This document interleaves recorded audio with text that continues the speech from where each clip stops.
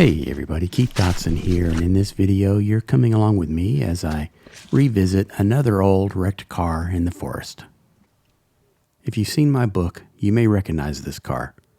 I first came across it unexpectedly on a hike in 2018, and at that time I also posted a pretty poor quality YouTube video for my first time here. I thought today I might go back and see how the past 3 years have affected it. After my first visit here, I was very curious about how this car came to be here, so I asked around and I was told a story that there used to be a road and a gas station at the top of that hill. Two teenage boys were waiting in the car when they started some horseplay and knocked it out of parking gear and rolled it down the hill, crashing into this tree. You can tell by that crumpled metal that it hit the tree very hard. Anyways, that story to me seems a little bit questionable, but it's the only one I have, and it's the one I put in my book. I was told that it's a 52 Plymouth, but commenters on my previous video seem equally adamant that it's a 53 or a 54 Plymouth. Based on internet pictures of the front grille and the shape of the badge on the hood, I think it's a 1953 Plymouth Cranbrook.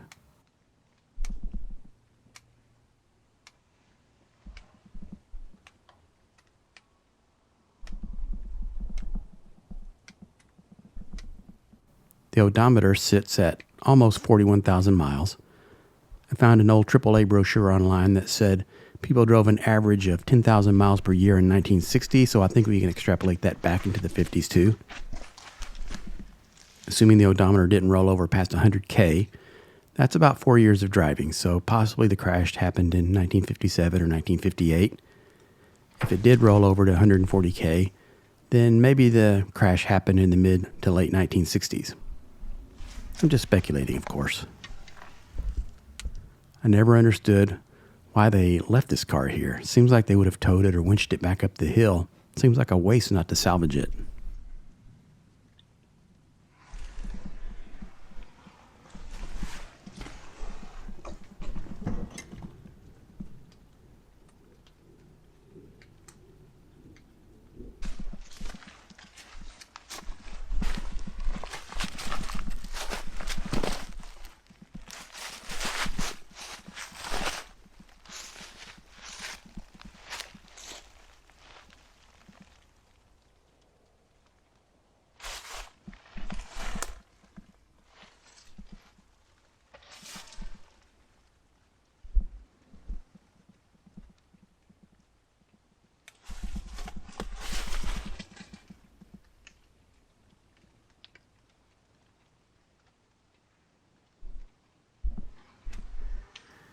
There's the distinctive grille I was talking about. It's pretty dented up, probably from hitting smaller trees on the way down the hill.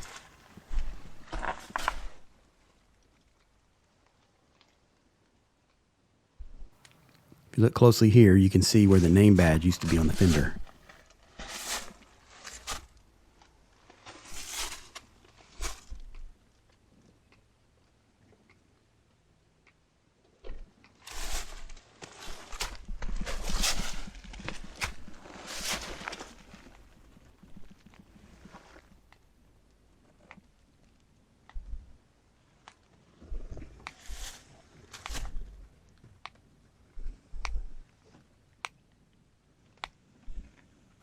Hearing that water drip reminds me of the ticking of a clock.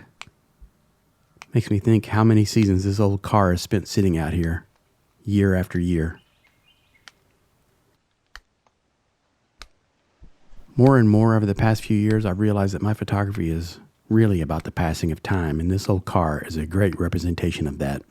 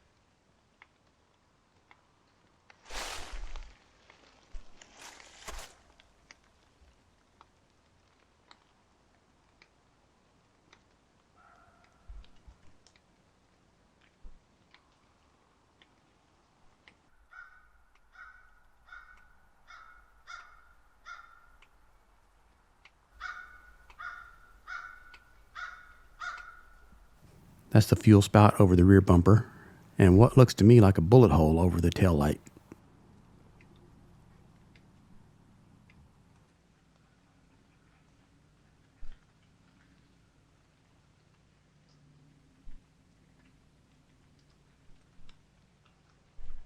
I didn't get any new photographs on this visit, but here are the previous images I shot here in the springtime of 2018.